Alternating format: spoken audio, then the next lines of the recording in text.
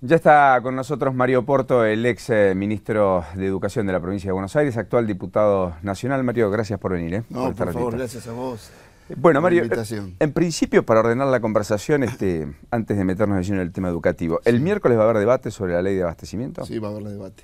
¿Usted la acompaña? Sí, por supuesto. Sí, sí, sí. ¿Cree que es una ley para estos tiempos? Creo que es una ley para estos tiempos, creo que es bueno, porque yo no la veo como una ley de abastecimiento, ¿no? La veo como una ley de defensa al consumidor. Y no solo al consumidor común, aquel que vamos al negocio a comprar un producto, sino a toda la cadena de precios que creo que va a favorecer también a las pymes. Nuestro contacto con las pymes hace que ellos también necesiten un control de sus insumos cuando compran insumos monopólicos. Así que me parece que va a ser un lindo debate. Ahora, ahí hay un aspecto, Oporto, que, digamos, se discute mucho, digamos, porque está la ley de defensa de la competencia para lo que tiene que ver con mercados monopolizados u oligopolizados. Está la ley de lealtad comercial para aquellas empresas que infrinjan justamente lealtades en el comercio. La ley de abastecimiento podría beneficiar al consumidor, pero tiene un margen de arbitrariedad descomunal para el funcionario de turno para indagar sobre rentabilidad empresaria, producir bajo costo, cuando la situación lo merite, incautar mercadería. Da la impresión que es un instrumento y una herramienta que, más que pensado en el consumidor, está pensado en cómo dominar y domesticar a empresarios en épocas en las cuales las faltantes en las góndolas no han sido recurrentes, pero se han visto, digamos. Sí, siempre es una tensión, ¿no? Entre la búsqueda de beneficiar al consumidor y cuánto el Estado debe intervenir en las empresas. Y me parece que, bueno, eso va a ser el debate. Y me parece bien las modificaciones que haya que hacerle. Ya se hizo modificaciones en el transcurso. En el Senado. En el Senado. ¿Usted cree que podría haber más modificaciones en diputados? Creo que va a haber debate.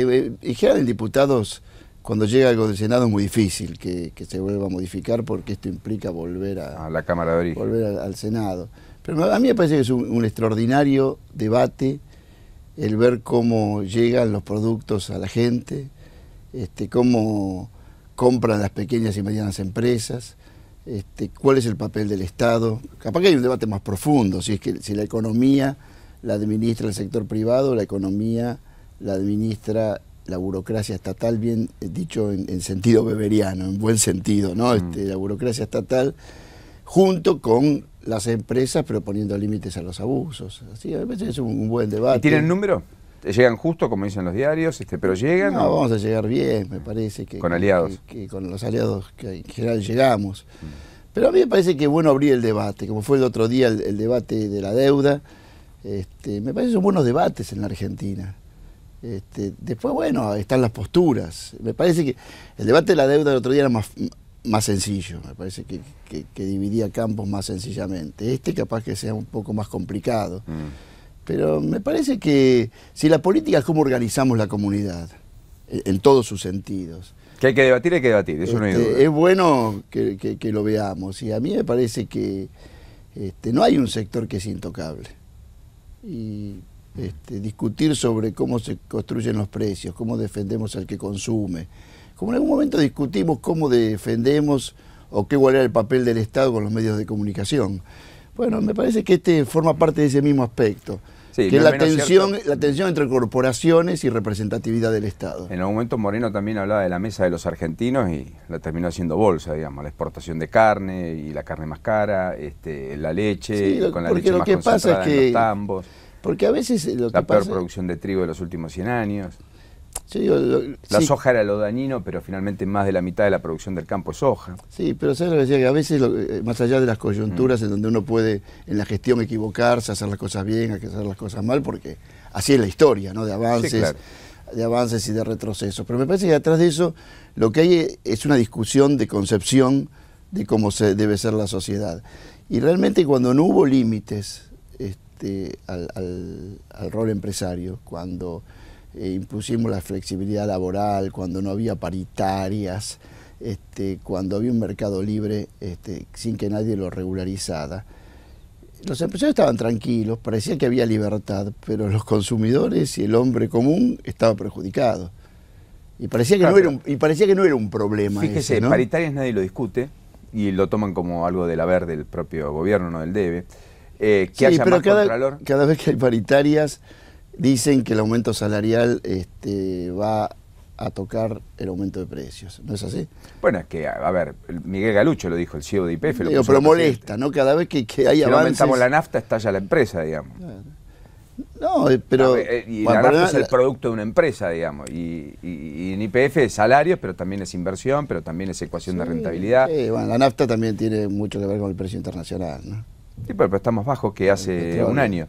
No, Antes pero, estaba a 110, ahora está a 92 dólares. Pero la nafta en Argentina sale 70% más cara. Lo que yo te digo es que a veces parecía ser que solo es un problema cuando se interviene en favor de los que menos tienen y los que menos defensa tienen.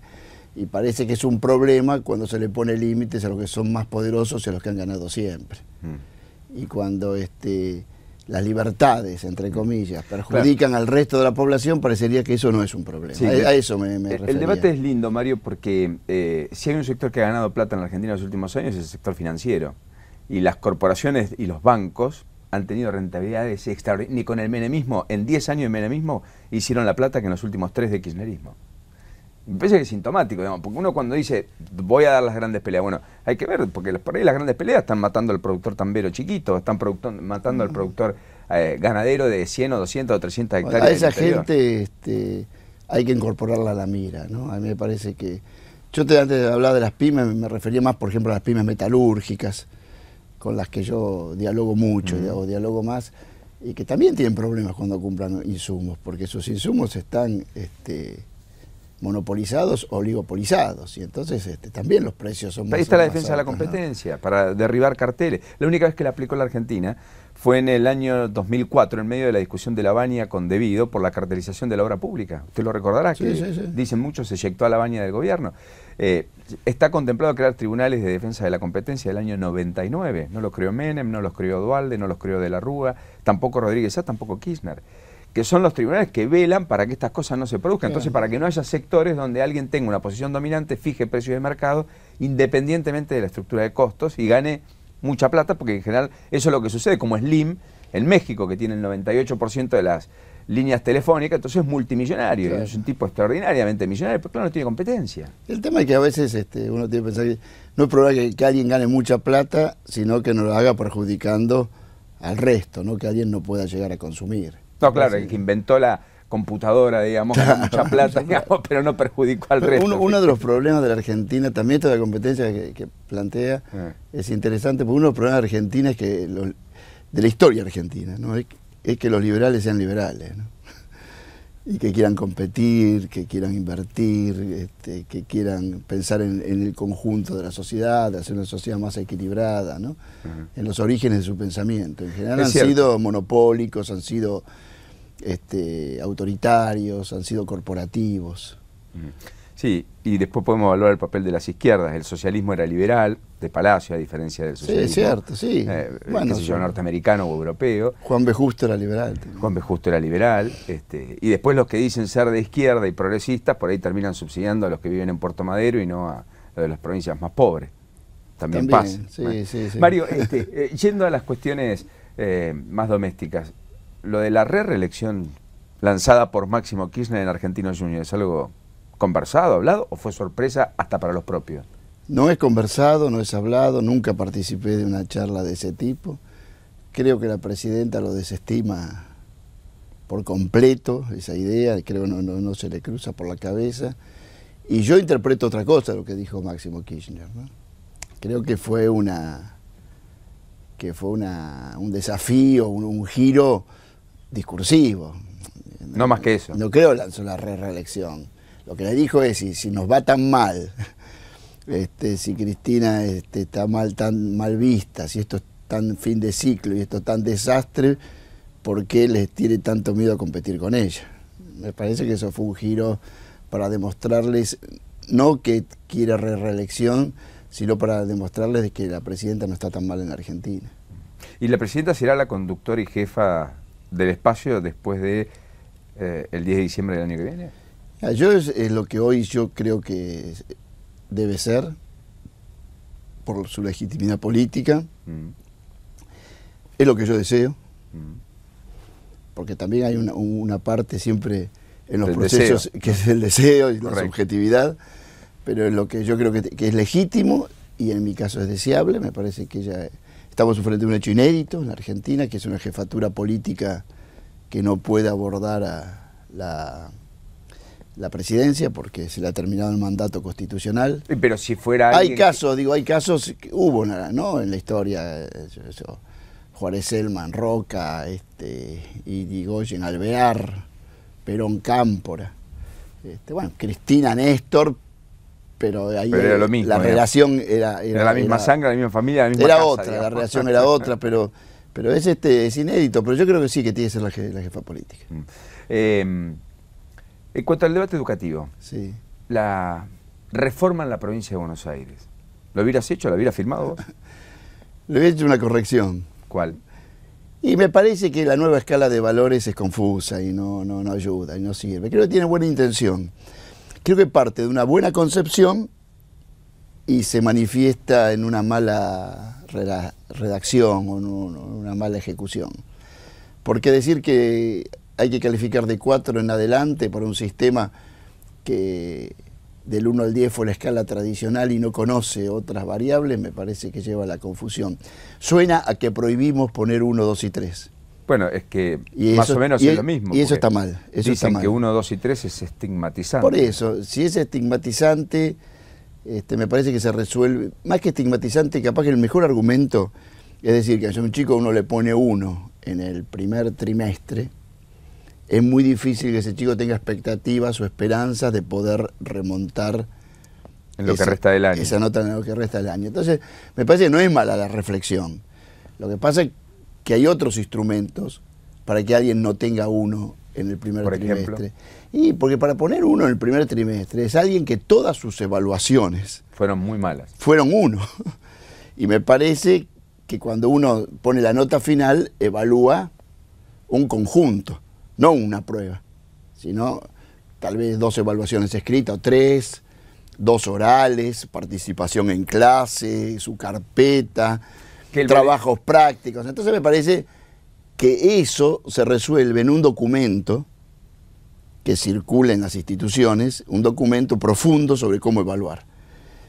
El reglamento es muy prescriptivo, el reglamento da órdenes, el reglamento da indicaciones. Entonces, pues, si uno dice solo se puede poner hasta 4, lo que está indicando es no poner 1, 2 y 3. Y me parece que es un error. Partido de una buena concepción, porque aparte no es una reforma educativa, es un reglamento de cómo debe organizarse la institución escolar. Y es muy interesante porque no estaba reglamentado la educación domiciliaria, la educación hospitalaria, está reglamentada la inscripción. Digo, es hasta tedioso el reglamento porque marca las pautas del día a día de la ¿En la institución educación escolar. domiciliaria qué se establece? Y porque hay chicos que de repente no pueden concurrir a Concurrir al clases colegio. porque tienen una enfermedad ¿Y entonces? determinada, una enfermedad terminal. Bueno, hay docentes que van Al hogar. al hogar, entonces se dice cuándo se amerita que un docente vaya al hogar, qué los materiales, cuándo hay que evaluarlos, cómo hay que evaluarlos. Lo mismo para el enfermo. Para el chico que está En un hospital, digamos, en un no sé hospital. Entonces, la integración de chicos discapacitados en la escuela común, o sea, todas esas cosas. Hoy el chico discapacitado no debe ir a una escuela especial, sino que debe ir a la escuela Y normal. la tendencia es que un chico vaya a una escuela especial sin integración, cuando es inevitable, pero que eso sea lo excepcional, que lo normal sea que un chico con integrarlo. discapacidad se integra, pero capaz que ese chico tiene que tener un docente que lo acompañe. Entonces, todo eso implica ciertas pautas de obligatoriedades, de deberes, de derechos, que hay que reglamentarlo, y eso es un reglamento. Y eso es lo que se establece además de todas las Eso es cosas que hemos visto. Entonces es un reglamento muy amplio y muy grande. Entre muchas cosas, dice cómo evaluar, dice cómo calificar y cómo promocionar. Bueno, Y hay que dividirlo eso, me parece que eso sería bueno dividirlo. Evaluar es diagnosticar la situación de aprendizaje. Calificar es comunicarle al alumno y a su familia cuál fue el resultado de esa Ujú. evaluación de aprendizaje. Cuando yo comunico, tengo que ser muy claro. porque el que recibe la comunicación tiene que saber en qué situación está. Y ahí creo que está el error, porque cambiar la evaluación a numérica, uno podría ponerle insuficiente y suficiente, aprobado o desaprobado. Bueno, ya existió, ya y es bueno eso. Se puso, después llegó se a los volvió para objetivos, no logró los objetivos. Si uno decide que sea numérica, bueno, todos sabemos que 1 es mucho menos que 4, y 4 es menos que 7, y 7 es menos que 10. O sea, entonces me parece claro, que... Pero le van a decir un 6, y un 6 es reprobado, pero un 6 va a decir, bueno, no está tan mal, el chico sacó un 6. Y está muy cerca de lograr el objetivo. ¿No? Digo, en el fondo el 6 dice, estás muy cerca de lograr el objetivo, y el 1 diría, estás muy lejos de lograr el objetivo. Eso es lo que uno está diciendo. La calificación es comunicación. Entonces a mí me parece que es un pequeño error. Con humildad, si yo fuese el ministro, diría, eso lo voy a cambiar, para que quede más claro. O sea, eso volvería atrás.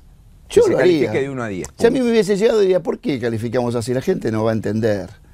Y estamos casi diciéndole a los docentes no pueden poner 1, 2 y 3. Está mal. Casi no, se lo están diciendo, Está lo eliminan. mal, entonces... Mario, Pero el resto es muy bueno. O sea, a mí me gusta decirlo, el resto es muy bueno. Entonces, 3 títulos de diario que digan que mentirosamente que eliminaron la repitencia y los aplazos en la provincia de Buenos Aires, confunden a la ciudadanía. No es bueno eso. A ver, vamos a entrar en ese capítulo. Antes la pregunta de la digresión técnica, que cambiemos el boletín por la libreta de trayectoria, va en el mismo sentido, darle una trayectoria, en el sentido de una trayectoria, que la escuela es una trayectoria. Y que se explique un poco más las cosas, ¿no? Que no se limite al insuficiente, suficiente, aprobado, desaprobado, sino que marque como legajo único, como el chico va en un proceso cómo va evolucionando, amplio, cómo va evolucionando y cuáles son sus mayores dificultades. Porque capaz que un chico tiene un aplazo porque no interpreta texto, y capaz que otro chico tiene un aplazo porque no estudia directamente, ¿no? Porque tiene todas las habilidades y no estudia. Y otro porque matemática no le entra, y otro porque... por distintos motivos. Yendo a la cuestión de la repitencia y demás, que es uno de los ejes neurálgicos. Que sería el tercer paso. Claro. Nosotros tenemos 6 materias en primaria. Y depende el grado. Pero en la mayoría de los casos hay 6. 4, 6. 4 o 6. Si uno permite que se lleven 2 materias, uno lo que está diciendo es, mire, la mitad, si hay 4 materias, debes estudiarla o estudiarla, la otra mitad no importa, si lo estudias muy bien, te la puedes llevar, tenés un año más. Y entonces de segundo pasa a tercero, y después habrá un maestro que acompañará en ese proceso para que esas 2 materias que se llevó el chico las apuntale. Pero si llega diciembre y yo soy maestro y veo que están en las mismas condiciones, no lo puedo hacer retroceder a segundo grado. Podría decir, mire, no hay manera, no aprendió. Y entonces debería haber hecho segundo, después tercero y después volver a segundo grado. Sí, pero me parece... Por eso dicen que elimina la repitencia, porque hoy, en términos prácticos, lo que está sucediendo en el interior, en muchos colegios, usted lo sabe, es que muchos docentes, amigos, evalúan. Ahora, cuando el chico llega y le dice, mire, profe, esta es mi última materia, si yo no la doy, yo pierdo la asignación universal a la niñez por caso, usted me tiene que aprobar, ya entran en consideraciones otras cuestiones muy variadas que no tienen que ver con el conocimiento y con lo educativo, tienen que ver con lo social. Entonces, la escuela está tomando un rol para muchos, y este es el punto que quiero plantearle, de contención, el rol en donde los docentes terminan sirviendo la comida, terminan apuntalando valores que muchas veces en la casa no se encuentran, pero están dejando de lado el rol de educando, es decir, de enseñar a los chicos a aprender, que es un poco la esencia de la educación. Dicho esto, la reflexión del que sabe. Ordenemos un poco, ¿no? En el sentido. Nadie por repetir pierde la asignación universal, en primer lugar, dejémoslo claro. Pierde la asignación universal si no va al colegio. Correcto. O sea, pero si él repite y sigue la escolaridad, no la pierde. Así que ahí el docente esa culpa, entre comillas, no la tendría. A mí me parece que la repitencia es una instancia última, no una instancia ni primera, ni es una herramienta pedagógica, ni debe ser un castigo, porque a veces se toma la evaluación y luego el resultado de esa evaluación el aplazo, y luego el aplazo como decisión política educativa de repitencia se toma como un castigo. Y me parece que todo tiene que ser herramientas para que el chico aprenda. Nosotros no queremos castigar, lo que queremos es que el pibe aprenda. Yo estoy de acuerdo totalmente con eliminar la repitencia en primer grado, o mejor dicho, hacer del primer grado un año bianual y que la promoción se decida en el segundo año. Uno puede elegir distintas maneras, ¿no?, de gradualidad. Podría haber grados de 6 meses, como hay materias de semestrales en la universidad, y puede haber grados de 2 años, como era primero, inferior y superior, o puede haber ciclos, y uno decir, bueno, el primer ciclo dura 3 años, tiene una sola maestra. Esto el otro día lo anunció Macri y el ministro, un ministro, que dice que van a tener un ciclo de 3 años con una sola maestra para acompañar la trayectoria de los chicos. Me parece excelente la idea. Ahora, es excelente esa idea si está acompañado, que recién uno decide la promoción al fin del ciclo. Me parece que ningún chico a los 6 años repite por vago. Con lo que esos argumentos rápidos de decir el facilismo, de decir nivelamos para abajo, están refutados a los 6 años. Puede ser... Pero no a los 10 o a los 12. No, tal vez no a los 14, pero no en la adolescencia.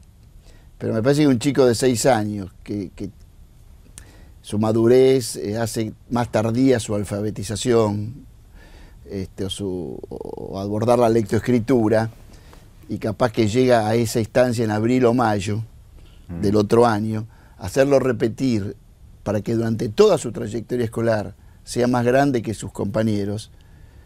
La educación también tiene una tarea socializadora, me parece que no es bueno. Me parece que es un castigo muy exagerado para poco resultado, porque realmente no hay un pedagogo que a mí me haya dicho que la repitencia mejora los aprendizajes. Entonces lo que suena más es como castigo de que no estudiaste, cuando generalmente a los 6 años no es que no estudió.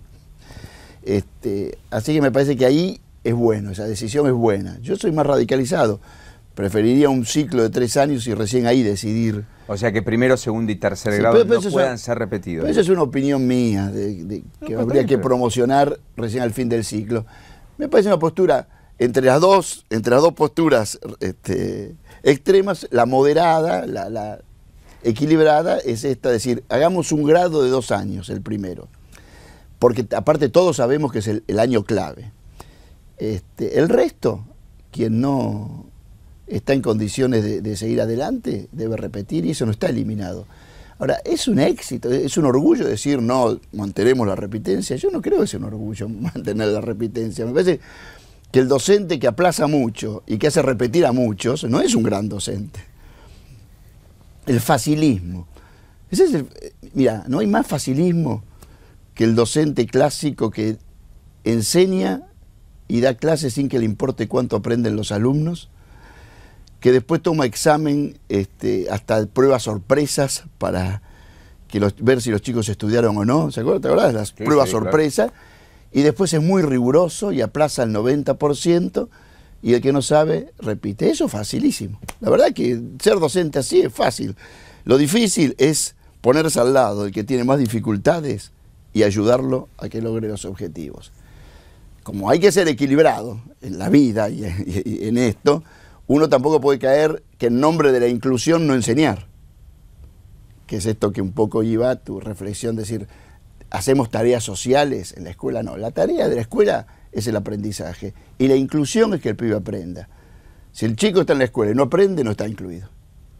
No, porque además en la ventaja competitiva del mercado a los 18, 20 años, y aparte lo engañamos. Va a sentir una frustración. Y aparte, si querés más de una visión política, no hay nada más popular que educar, que una educación exigente, porque esa educación iguala. Si yo hago en nombre de lo popular una educación más blanda, menos exigente, van a seguir avanzando los más privilegiados y van a seguir los que tienen más recursos, retrayéndose los que tienen menos recursos.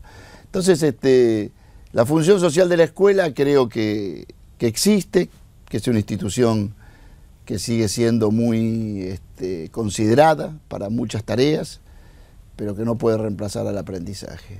Ahora, después hay otro debate que viene, que es cuánto vamos a invertir para que haya profesores que apuntalen a los que tienen más dificultades, cuánto vamos a invertir para que haya más horas de clase, cuánto vamos a invertir para que haya gente que haga tareas no pedagógicas para que los docentes se dediquen solo a las tareas pedagógicas. Bueno, eso es otro debate. Bueno, allí estamos todavía con la manta muy corta, digamos. Y hemos invertido muchísimo, pero yo creo que vos pensás que el objetivo bárbaro, yo creo que extraordinario, el 6% del PBI, después podemos discutir 6.4, 5.8, pero hemos avanzado mucho en la inversión. En un 80 o 90% ha sido, esto lo digo por mi experiencia, yo la verdad que me manejé con buenos presupuestos, pero los usaba para reparar deuda, ¿no? Para nombrar educación física donde no había educación física, nombrar profesores de artística donde había artística. O sea, estabas cubriendo baches. Cubriendo lo que debía. Lo que veníamos. Ahora vamos a tener que pensar en una inversión para mejorar la doble escolaridad que está en un nivel bajo. De futuro, claro.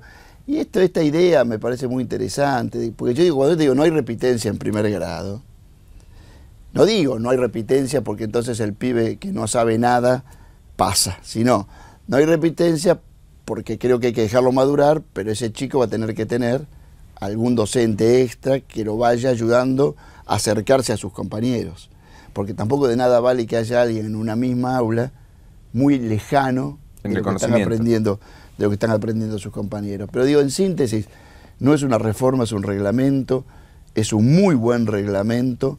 Creo que modificar la escala de calificación es algo sencillo y que con humildad podríamos decir, bueno, si esto genera polémica y confusión... ¿Lo llegó a hablar con Nora de Lucía? No lo hablé. ¿Nunca la consultó? Sí, muchas veces, al principio sí.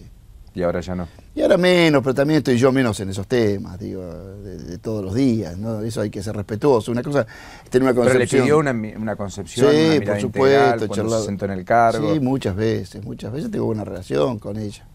Y también con Alberto Pérez, con el que hablo cuando puedo y mucho.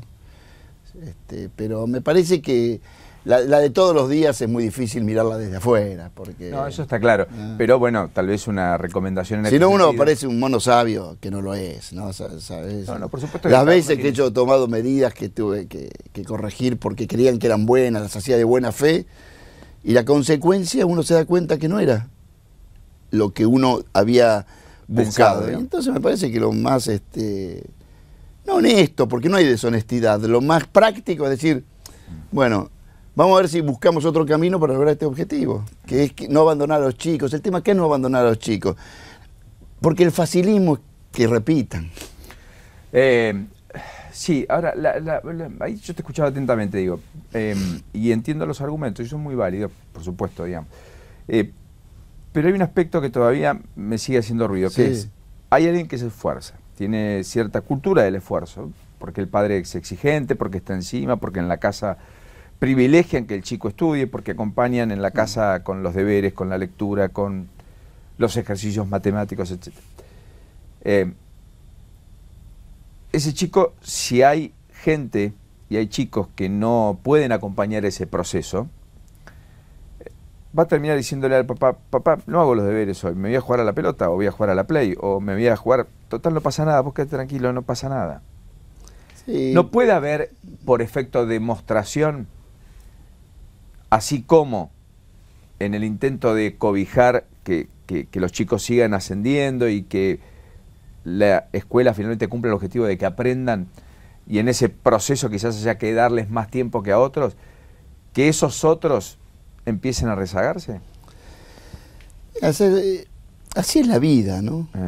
Uno llega a un trabajo y hay gente que se esfuerza mucho, hay gente que vaguea. Claro, bueno, pero en el trabajo en general lo que se trata de buscar es el premio y el castigo. El premio produce mucho y el castigo al que está por debajo de la media, digamos, para que se esfuerce.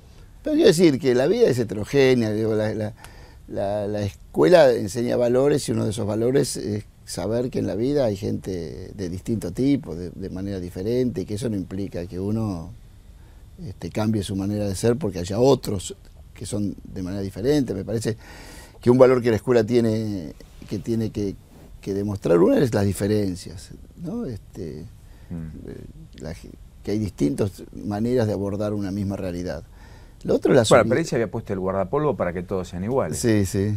Sí, eso sigue vigente. En ese momento igualaba, sí, realmente. Después hoy sigue vigente, ¿no? Sigue vigente. Pero después vino otro tipo de vestimenta, el jeans también lo tienen todo, ¿no? Sí. Iguala bastante eso. Sí, el jean. Bueno, pero el guardapolvo sigue siendo un instrumento de esa escuela. Claro, de esa ¿no? escuela igualitaria, ¿no? Igualitarista más que nada. Ahora, yo te decía, también la solidaridad. Si yo tengo más facilidad para hacer una cosa, ¿por qué no puedo ayudar al que tiene más dificultades para hacer eso?